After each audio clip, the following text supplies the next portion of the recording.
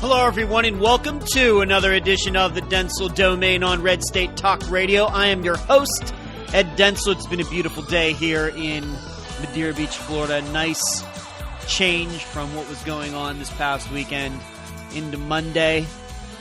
Down there in St. Pete Beach, they were having sewer problems. They wanted people to stop flushing their toilets because of the water overflow and all the tanks down there in the St. Pete Beach, maybe the city too, were full. And I also read that had worked its way up into where I live, but that was news to me. By the time I found out about that, I think the danger had already passed. But it does seem to me that the areas south of me, not so much north, I don't think, although they had some problems up in the one or two neighborhoods where my brother and his wife lived, but they were fine, although their power went out for a little bit. But it was mainly south of me where it got a little ugly. And in fact, there was a video online from somewhere down there in the St. Pete Beach area of a couple manatees that, because of the water getting so high, had swam inland and were in this woman's backyard eating her grass. So the grass is underwater and the manatees are just hanging out eating the grass. Crazy. And it really, I'm telling you, this tropical storm wasn't even that bad, in my opinion, compared to the one from 4 years ago. So you do have to wonder when you see something like this, what would happen if a real hurricane hit her? I'd have to get out. I think that where I would be in serious peril. I don't know what would happen to all my stuff inside here, but my landlord, who has lived in Madeira Beach for, I think, a very long time, has told me that they've had water come up pretty high, even though a hurricane has never directly hit Tampa. So let's just hope, as long as I live here, out here by the beach and everything, that doesn't happen. How about that? How about that?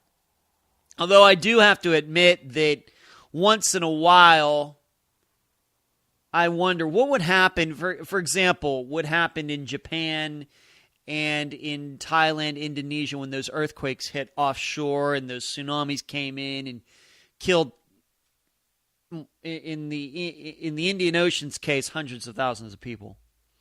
And in Japan, they also had a huge death toll. I can tell you, if an earthquake ever hit in the Gulf of Mexico, I'd be dead. I'm sure there would be a warning. Maybe I'd be able to get out, because they do have these warnings that sound on all your on all your cell phones, and I got just like they have those Amber Alerts on your cell phone. But if one of those hit and that water started toward shore, that quake, that rumbling started toward the shores of Florida, I'd be in big trouble. The other problem, of course, is that Florida is a pretty flat state. It's just a big sandbar. You'd have to go fairly far inland to escape a tsunami of those sizes. Because in Indiana, the Indian Ocean earthquake, and in Japan's case, yeah, it hits the shore, but people can run up into the hills, and the water can only go so far. And it did in those cases where the land was flat. Well, the entire state of Florida is flat. I don't know how far you'd have to go inland to get away from one of those tsunamis. So it's the joys and perils of living near a large body of water, way it goes. So let's get to the show. I was asked a question. I think this is a very good one, and I'm not sure. I'm going to just point out up front that I'm not sure that I have an answer. But I think it's a very good question that one of my Twitter followers asked me yesterday upon hearing my show. And the question was, why didn't Ben Sasse come out and endorse Ted Cruz, for example, or any of the candidates, but most likely Ted Cruz, because it seems that the two of them have a lot in common. And it seems that Ben Sasse only came to the forefront once it looked like Donald Trump was on his way to get the nomination. Very good question by my Twitter follower. I don't know what goes on behind the scenes in the Senate. Maybe I'm glad I do. Maybe I should be glad that I don't. Maybe I should know some of these things. I don't know. I'm going to guess the reason is partly this. I think that politicians and senators who may have friends or fellow congressmen or fellow senators who are running for president, I think they'd rather stay out of it. I think that's their general knee-jerk reaction when they hear that a fellow senator or a fellow congressman is running. The truth is that in Ben Sasse's case, when the nomination process started last summer, when everybody was still in, I'm sure Ben Sasse could have gotten behind quite a few of the different nominees. Scott Walker, Bobby Jindal, even though those guys are governors, Marco Rubio, Ted Cruz. He had a lot of choices. So that's why he would probably stay out of it then. So we have to kind of break this down to time periods. All the while, Ben Sasse looking at Donald Trump and saying, I hope that guy doesn't win. Now, there might have been a couple other people who Ben Sasse would not have wanted to win either, but I don't know what's inside Ben Sasse's head. Maybe he was going to be anti-Jeb Bush as well, or whoever else. Anti-Lindsey Graham, I don't know. All we know for sure is that we know he's a never-Trump person now. So as the process goes on, Ben Sasse, I'm sure, was probably no different than the rest of us, hoping that at some point enough voters, Republican voters, would wake up and see Donald Trump for who he is. Meanwhile, Marco Rubio's sticking around for too long. John Kasich sticking around for too long. And maybe by the time Ben Sasse figured out that none of these guys were going to win, that it was maybe just a little too late. Remember, just because he's a senator doesn't mean he has any inside information on any of these polls and what anything is going to go on in any of these states. If we know anything, it's that. It seems like nobody knew what was going to go on from state to state. Even Donald Trump got beat in some states where it looked like he was going to do well. Likewise, Ted Cruz, John Kasich, Marco Rubio, the rest of them, they all did worse or better in some states. Just the polls were just all over the place. So I think it's partly that. It's not just one thing. And it may be that Ben Sasse, although he has a lot in common with Ted Cruz, maybe they don't like each other. I don't know. You heard all these stories coming out from the Senate over the past year about how Ted Cruz is not liked. He wants to always differentiate himself and try to seem better than everybody else and does things just for effect. And it could be that might have hurt him at least a little bit in this presidential run. In fact, if I were Ted Cruz and I was thinking about running again somewhere down the road, and he's only in his 40s, he got time.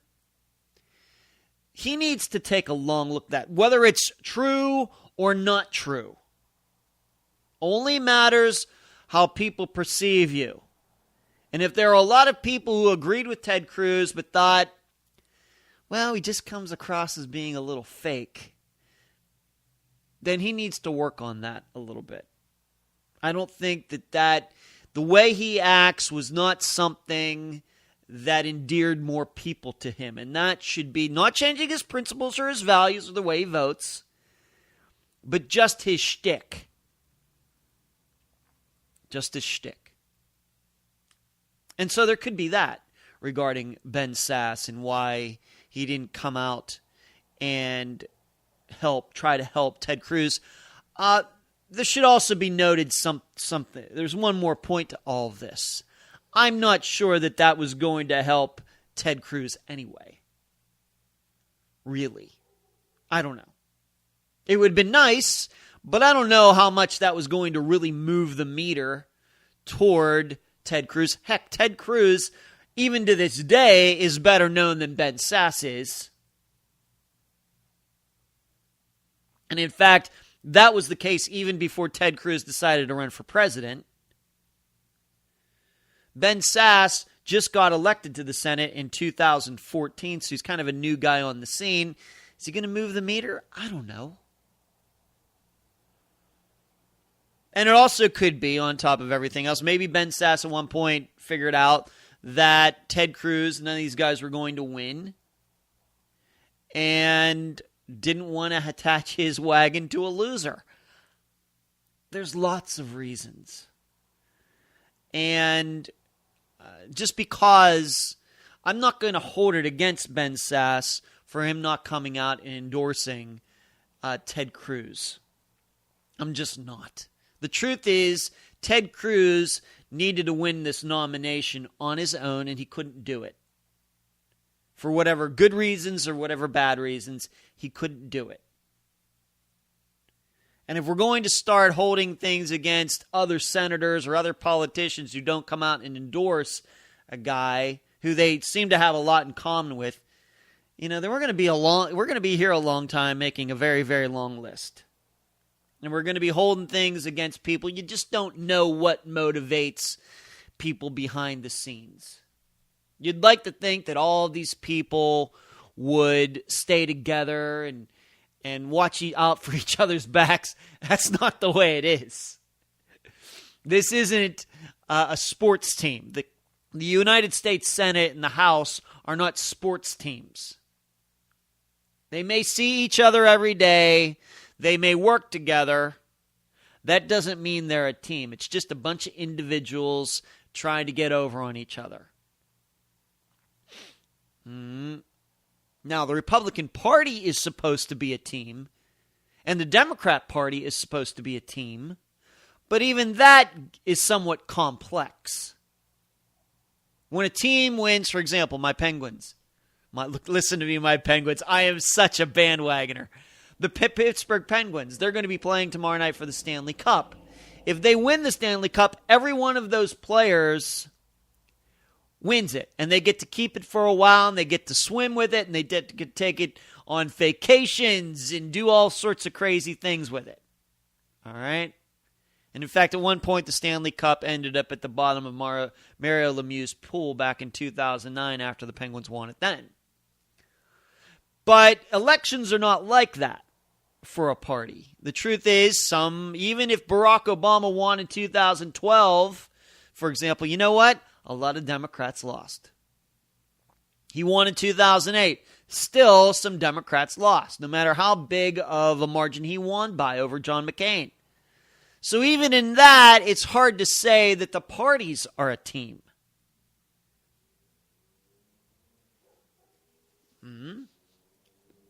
Now, granted, maybe some of these Democrats who were lost were happy to see that Barack Obama won or got reelected. But I also think probably that given I know how politicians are, that kind of joy that those beaten politicians would feel would be kind of fleeting, that good feeling. It would just kind of come and go. Because in the end, they want to win. And if that means another Democrat has to lose, well, then that's the way it goes. Ben Sasse, had he endorsed Ted Cruz, it's not good. It would not have raised his profile at all. It would not have helped him in any way in Nebraska. It wouldn't have helped Ted Cruz in any way because Ben Sasse isn't known. He's known now, but pretty much almost after Ted Cruz dropped out. Came late to the game. So I know it's still, don't get me wrong, it's still a good question. Why didn't he do it? But I think once you sit down and start thinking about it, there are various reasons that he didn't, and you can easily see that there wouldn't have been much in it for either candidate. But I thank you for the question. You'd like to think things were different, but I think that's just the way they are. Let's move on to something else. I posed this question to this friend of mine who I talk politics with. And this is one of those ways in how I like to bring a person's life outside of politics into the political realm. And the reason I'm even talking about this is you now see that there are people who endorsed Donald Trump not long ago, long time ago, who are now coming out and pulling their endorsements. Granted, some of these people are not exactly politicians that I'm crazy about. We have Senator Kirk from Minnesota. We have Lindsey Graham from South Carolina.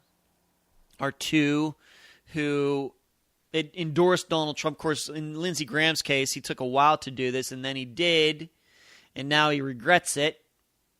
Mark Kirk, I think it's his first name, Mark Kirk, he came out and endorsed Trump a long time ago, but now just recently he's unendorsed it, probably because of the situation he's looking at getting reelected in his state. It is Minnesota, right? Minnesota or Illinois. But Senator Kirk, he's looking at a tough time of getting reelected, so he's trying to distance himself from Donald Trump. And so I ask you this, of all of you people, not you Trump cultists, but all those people who are thinking about voting for Donald Trump in November. And we're going to talk about whether we're going to even get to that point, because that started to come out. I've raised that point a couple times, and now it's seeming to gain momentum, and we'll get to that in a moment. But if your job depended, not if you aren't a senator, but say whatever you are, an accountant, a teacher, an engineer, a truck driver, a doctor, a waitress, would you put your job on the line to come out and endorse Donald Trump? Because that's essentially what these senators and congressmen, I think we talk about senators because they're a little more high profile because there's only 100 of them. That's essentially what they're doing when they do this. And we already see in a couple cases people, senators who are regretting it. I'm not so sure that, I don't even think Lindsey Graham is up for re-election this year.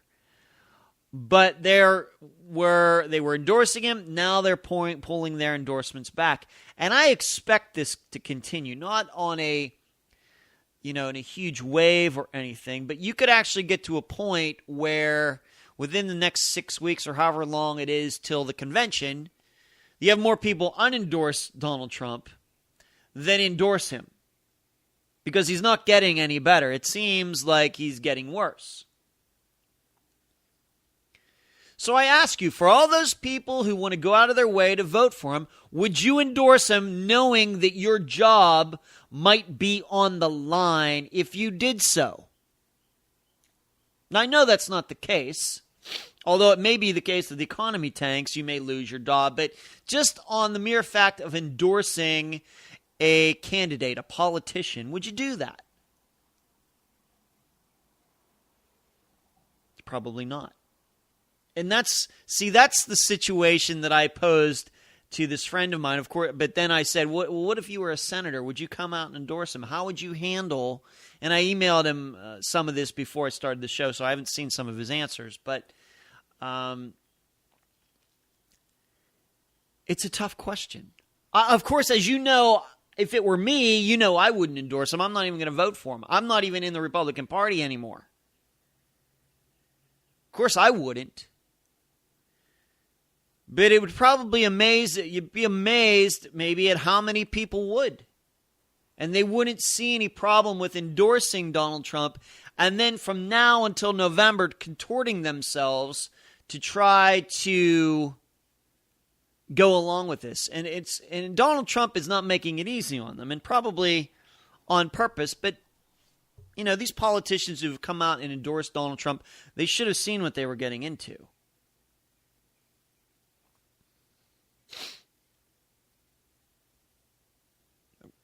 These senators might say, well, as many Trump people would say, it's better having Donald Trump in there than having, a continuation of the Obama years with Hillary Clinton as president. Well, I'm not so sure that that's the case, but you're going to damage your reputation in the meantime by having to answer for all of these things that Donald Trump is going to say from now to November. Would you be willing to make yourself look like an idiot because of that? And to show how much you could sell out your own character and values to do that. To the point where somewhere down the road, when you're whether it's in 2000, whether it's in November or 2 years from now, 4 years from now, that people will remember the lengths that you went to defend that guy and everything that he said. And I think that if you started, once again, for your average person with their own average job, you started saying these to these people that they would do it, well, are you willing to lose your accountant job 2 years from now then? Or 4 years? Are you willing to put that on the line for that guy? Now, you maybe think, well, we don't know if that's going to be the case. He might be outrageously popular. He may win in a landslide in November. And his approval ratings, once he becomes president, the United States starts growing at 5% every year, and it's just going to be fabulous. Okay, and you're willing. And there's no proof of that. Granted, it could happen, but there's no proof of that. You'd be willing to stake that check that you receive every 2 weeks to support your family on that. And see, I think that when you'd start digging down deep into all of this, I think eventually all these people would say no. They wouldn't.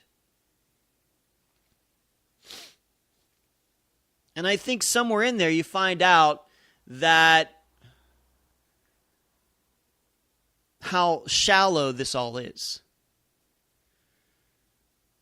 At least not for the Trump cultists, but for your average person who still is a little bit on the fence, but is saying, you know what, I got to vote for Donald Trump just because I think he's going to be better than Hillary Clinton. Really, I just don't believe. I see, when you start putting it in those terms and you really start pressing people where it could be that they themselves have to pay if they're wrong, then I think you start getting the truth out of people. I really believe that. And somewhere in there you find out that all of this is just a little bit of a charade. They really don't believe that Donald Trump is going to be any better than Hillary Clinton. Especially if it means that they're going to bet their job on it.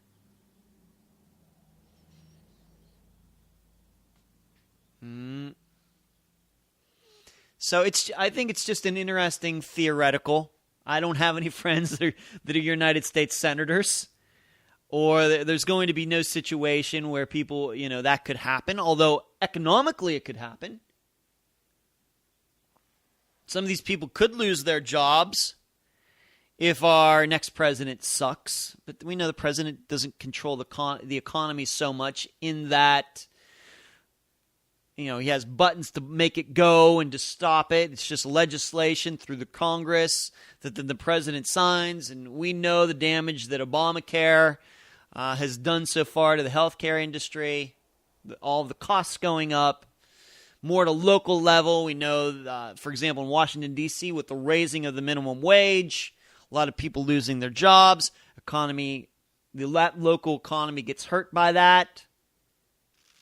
So government, of course, does affect the economy,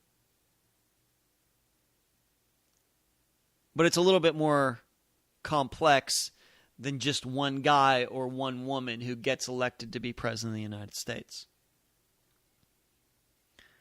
I still stick by the fact that no matter who we get, Donald Trump or Hillary Clinton, that it's going to be pretty terrible. Pretty terrible. And in that hypothetical, if these people had to lose their jobs, if Donald Trump sucked, these people would be losing their jobs. And dare I say it, these Republican senators who are not distancing themselves from Donald Trump, they're going to pay for it in November. I don't know if they'll pay for it 2 years down the road. I don't have the crystal ball that goes out that far. But just as an example to move on to the next story, these senators should be taking a very close look about what happened to Renee Ellmers in North Carolina. And there's a companion story to this that just shows you how perverted this all is. Donald Trump has not come out and endorsed too many Republicans in his run. Any of these men or women who are trying to get reelected this year, whether in the House or the Senate, or in these primaries, which is where Renee Ellmers lost her reelection. Now, there was some contributing factors to what happened to her. One of them was that she got redistricted. But she was a woman who came in 2010, Tea Party wave, saying that she was going to do this, going to do that as a conservative, and really did nothing. For all intents and purposes, did nothing. But to my knowledge, Donald Trump, the only person that he has come out and said that he hopes that a man or woman wins was Renee Ellmers. And in her contest, was it yesterday? She got primaried. She got beaten by another representative from another district. Like I said, in redistricting, that's what happens. And she got her butt kicked. And this is something that people have noted since Donald Trump started winning in the nomination process, going to New Hampshire and South Carolina, everywhere else. The guy has no coattails. So for all these people who are going and voting for him, saying they want to change in Washington, they hit the Donald Trump button, but at the senator and House of Representatives level, and even state level, they hit the buttons for all of the people who are already in office. And that's what also makes this whole thing feel like a total scam.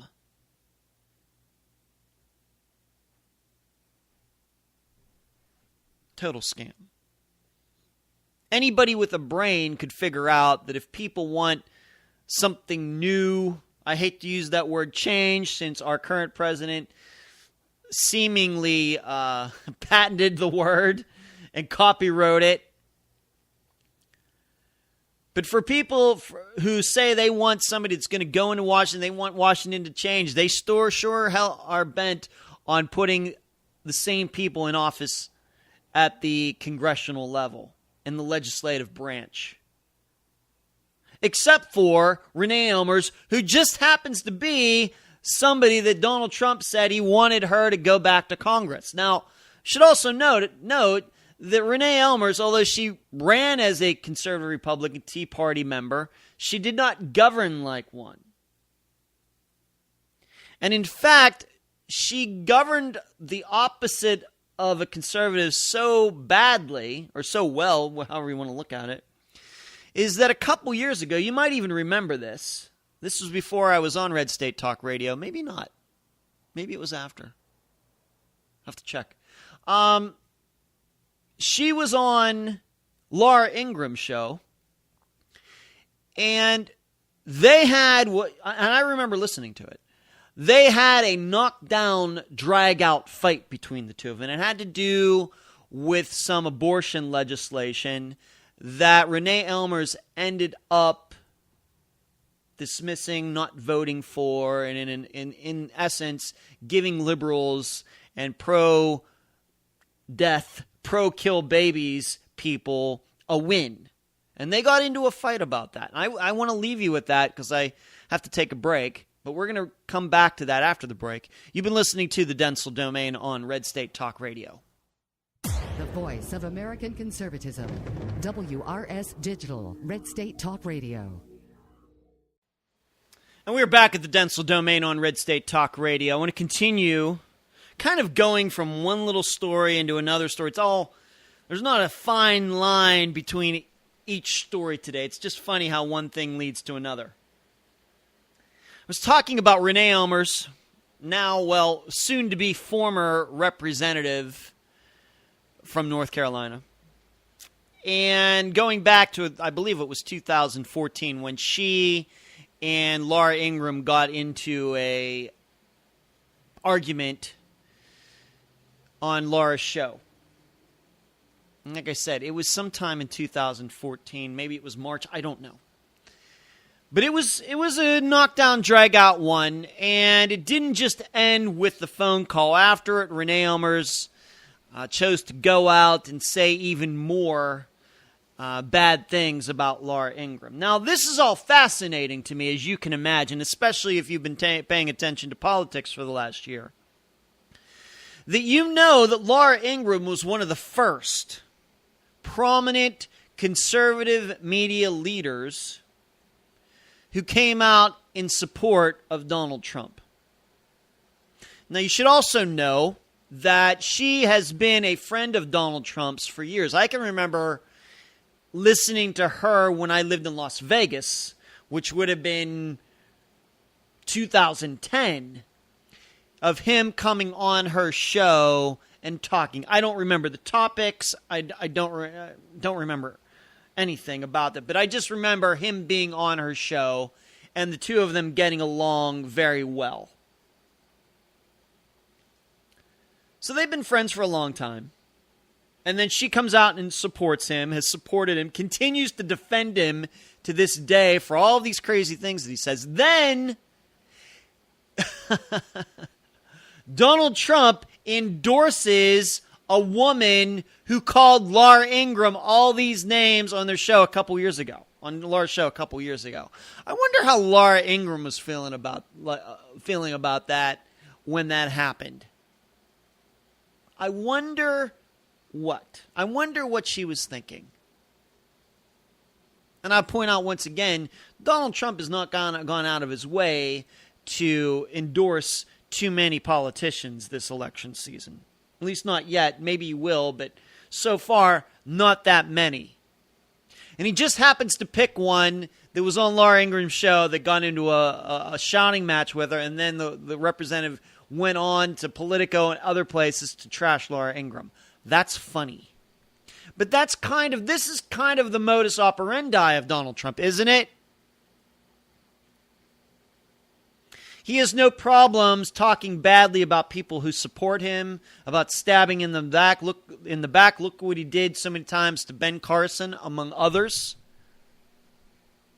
Look what he did to Chris Christie, saying things about him after Chris Christie endorsed Donald Trump.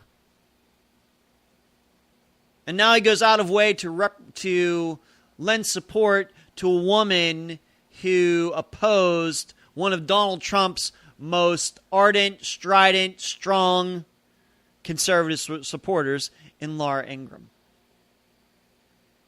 But this just shows you, and this should be a lesson. Laura Ingraham isn't going to learn it. I think it's too late for her to actually try to kind of back out of all of this. I think it's too late for her. She's been in there too long now.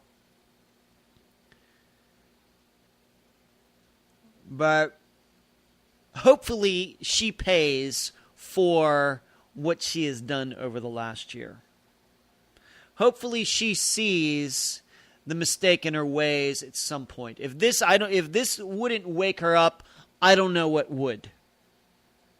But this is what happens when you start throwing your support behind a person who doesn't think like you do.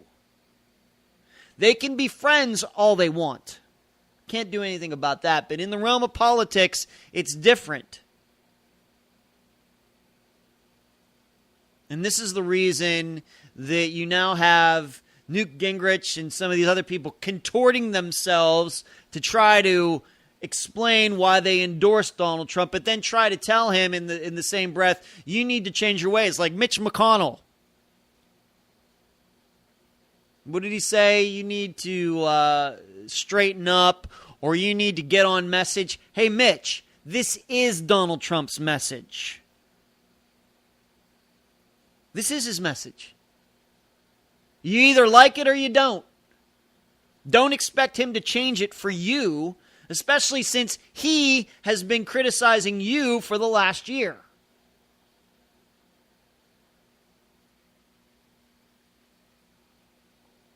But it's also ugly. It's also perverse. It's so dirty. This also reminds me, I told you, there's a woman that I follow on my Facebook feed. She's kind of nationally known. Not going to mention her name. And some of the things, she is a huge Trump supporter and has been one for a while now. And I remember talking to her at one time, just going to keep it as general. You know, I don't name names on it. I'm not getting into that. You'll just have to trust me that this is true. That at one time she was making fun of Sean Hannity. Saying this about him, saying that about him. Because I think it had to do with Paul Ryan. But now that Sean Hannity is a big Donald Trump surrogate, suddenly this woman who has enough brains to think on her own now thinks that Sean Hannity is the greatest thing since sliced bread, to use a horrible cliche. This is what happens when you can't make principled decisions and everything is just, I got to be anti-Hillary, I got to be anti-Democrat. You know you can be conservative and want to have nothing to do with it, right?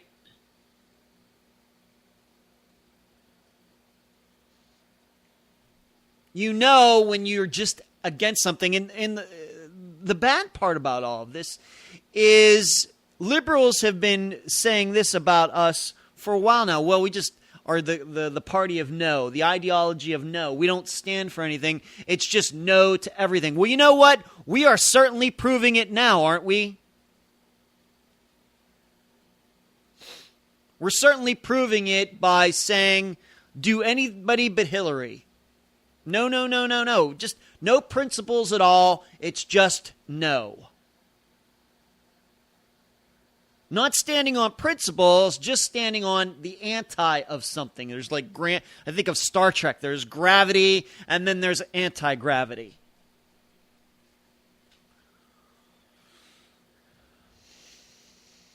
I guess, I guess I could say that for those of you who listen to the show and don't know me, and that's going to be most of you, and have never met me, maybe you will meet me one of these days. I guess that would be cool as long as you have nice things to say about me.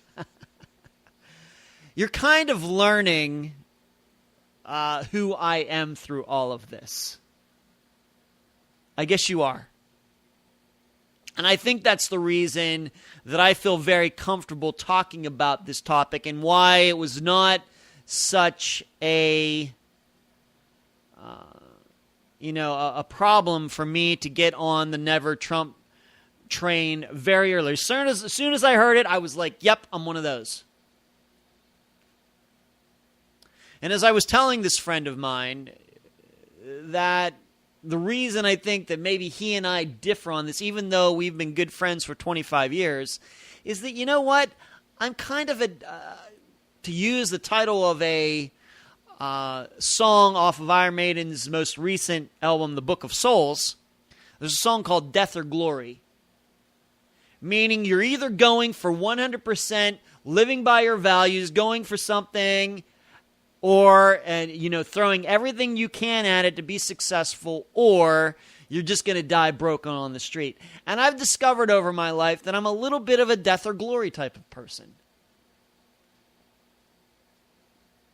This is, I think, where all of this comes from. Other people maybe never Trump for other reasons. I think for me, Edward Dentzel, as a person, in my personality, I'm the kind of guy that if I can't go out with date the kind of women that I want, then I just don't date. And I don't feel bad about it for a second. I just simply wish I would run into more women who I kind of liked. I don't ever think about changing my values. That never occurs to me for a second. Never. When I think about the other pursuits that I have, I've told you, if I'm not winning at disc golf, I'm not having any fun. Now, there may be on an occasion where I maybe have overperformed and maybe did better than I thought I was going to. In fact, the first time I won a tournament, I had no expectation of winning because I had a back problem going into it that suddenly disappeared and I just played out of my mind. But I am a little bit of a death or glory type of guy. I go in wanting to win. If I don't win, there's going to be a lot of soul searching for me. With the work that I do, with my writing, even though it's very risky and everything, there's no compromise there. But I realize that most people aren't like that. They aren't like that. They think that you have to take what you can get in this life.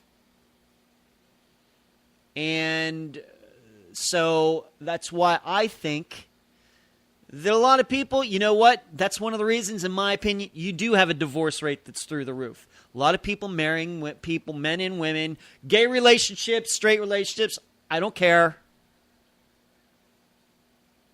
of why so many people end up being divorced and disgusted. I think they compromise. They think their time's running out. I got to latch on to somebody. And then 10 years down the road, what the hell did I do?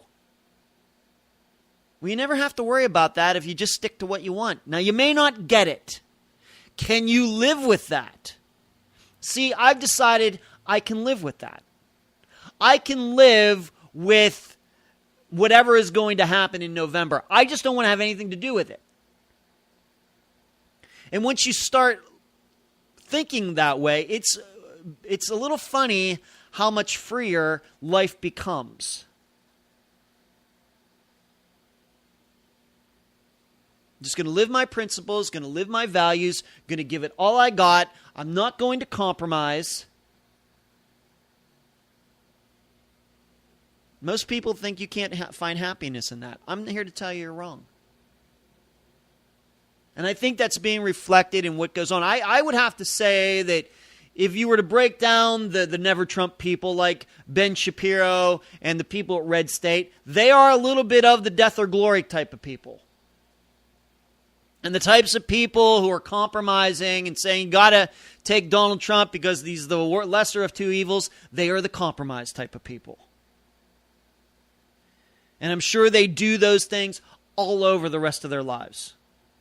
Now, and the truth is, most people get away with it and end up living perfectly fine lives. But when the issue is character and values and somebody who's going to be the leader of the country, you'd think they'd be a little tougher. They're not. You'd think they'd be a little bit more death or glory. I guess not. I don't know what to tell you. But I have a lot of time to think about this. Why is it that I don't think, for example, like this friend? Now, he may end up coming around. Maybe. I don't know. But there's a reason that he and I differ on it. And I think it's an idea about personality. It's an idea, two people can both be conservative and have different views of the world. The reason I'm a conservative is because I frankly believe that everybody has a lot of evil in them. And we have to keep the power out of any one person's hands.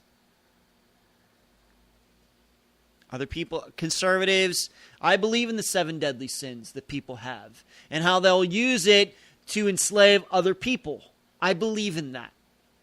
But I also understand we need government, so you try to keep as little power out of you try to keep as most power out of government hands that you can. That's where I come to conservative from. Some other people get there a different way. And I see in Donald Trump and Hillary Clinton, they both don't meet the threshold of two people who can govern in a representative republic way. In a classical not modern, classical liberal way, in the idea of John Locke. They don't even touch it. And if you can't stand against that, then you're a compromiser. You're willing to accept a little bit of dictatorship in your country. I don't know how you do that, but I'm a death or glory guy. Let's move on to something else. I mentioned this, kind of alluded to it earlier. As I said maybe 2 months ago, I said it was going to get to be very interesting this summer when Donald Trump didn't have any competition to see what he says and what he does. It was going to be interesting to do that. And I made the prediction that a lot of people would start grumbling about it seems like he's just getting worse. He's not getting better. That a lot of people behind the scenes would start to wonder about, man, this guy just never quits. I also said that he has a lot of personality issues in that he's more like a fad. He's not somebody you'd want to hang around all the time, that he would wear on you after a while. Kind of like a human version of a hula hoop. It's cool for about an hour until you figure out that you can't use it in any way. Then you just kind of put it in the attic to give to your grandchildren 50 years from now.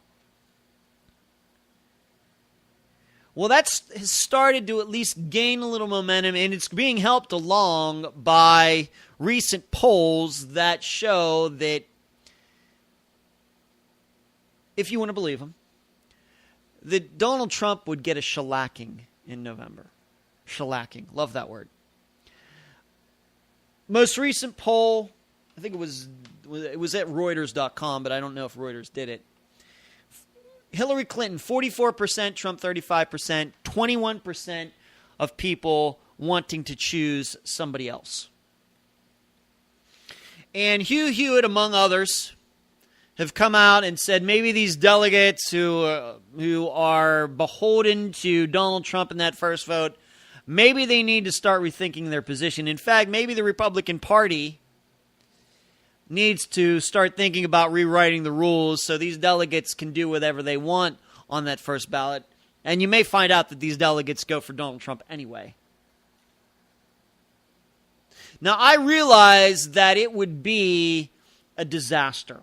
I realize that no matter who they would pick, there would be outrage all over the place. And that's why I'm not even for it. I've told you. I think people have to live with their decisions in life. That's the only way you learn. It doesn't help people when you say, okay, make your decision, and then when it's a bad one, you kind of try to save them from it. I don't believe in that. I don't believe in it. So I'm not, even though I'm not a part of the Republican Party anymore. In fact, Jay Nordlinger at National Review wrote something about that very topic recently. Hashtag XGOP. I guess that's who I am. The Republican Party is not going to sit around and allow its candidate to get 40% in November. It might allow its candidate to get 45% or 46% or 47% and lose. It might do that. But it's not going to allow something to happen along the lines of even worse than Barry Goldwater in 1964. It's not going to sit by and allow a mirror image of Walter Mondale in 1984 to happen, where instead of the Democrat only winning one state in Washington, D.C., I think Ronald Reagan didn't win Washington, D.C. either. Maybe he did. I don't think he did. They're not going to allow the Republican candidate to do that. They're just not going to. And I'm not even saying it would be that bad. I think that Donald Trump would win some Republican states. But it stands to be pretty ugly if these poll numbers are true, if you want to believe them.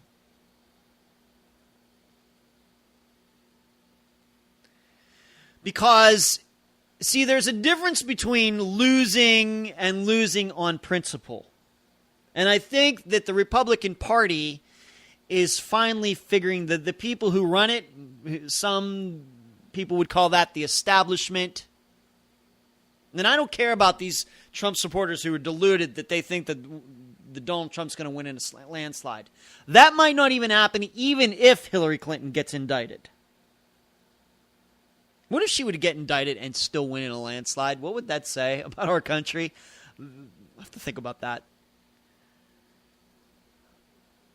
But, see, this is the reason that I've always been so concerned about this, is that I have no problem losing. If you're losing on principle, I hate losing. I do in disc golf. I hate it in trivia. I hate it in Scrabble. I dislike losing. Mainly because I usually think that I'm physically fit enough or mentally fit enough to win. Usually. And I think I have a good idea of how well I should be able to do. I think the Republican Party is a little bit of the same way. But I think they've gotten a little too caught up in winning. And they're starting to realize, you know what? It's okay if we lose on principle. But Donald Trump is not part of our principles. Because I still believe that if he makes it to the nomination in November, he's going to have a ton of people who don't share his values voting for him. And think that he's a bad guy and think this and think that, but they're just going to vote for him because Hillary is the other choice. And Republican Party is, I think, starting to figure out that that's not a good way to lose. It's much better to lose. If you're going to lose, it's much better to lose in the vein of a Mitt Romney or a John McCain, even though I personally was not a fan of either of them. But they were surely much more palatable to a majority of the Republican Party than Donald Trump is. And I think that's the reason that the Republican Party was able to survive those losses and still do well in congressional elections. Can't see that. It's hard to see that right at this point. If Donald Trump loses in November, to think that in 2018 they're going to do well, because you're going to have this party that's so split. Who's going to show up? Even if Hillary Clinton is the worst president ever, who's going to show up? Because I think the divisions that are being created run long and deep. And they may say, you know what, maybe we do need to get Ted Cruz nominated. Even if he's going to lose, at least he's not going to embarrass the party by the things that he says from now. Yeah, he's maybe too conservative for us, and he comes off as a little bit as a preacher and everything else. But surely, long term, he's not going to hurt us as much as Donald Trump and whatever he's going to say from now till November. Because you have the Republican Party has to realize that they have the potential of losing an entire generation of voters because of Donald Trump. And it's not because we're brats or anything else. It's just that we just find this guy not fit for office. And it's not even all of his policy positions. It's just him as a guy. Him as a human. And there's slowly this thing building behind the scenes, and we'll see if it goes anywhere, and I will be watching it here at the Dentzel Domain. You can go to edwarddentzel.com to find all of my old Red State Talk Radio shows. You can find them at Podbean, Podomatic, YouTube, and SoundCloud. You can also find my show in the iTunes store now, by the way. You can email me at edwarddentzel@reagan.com. Follow me on Twitter, Dentzel Domain, all one word, no space in between. Facebook, LinkedIn, edwarddentzel.com/book. For free, you can get the first chapter of my next novel called The Comebacks.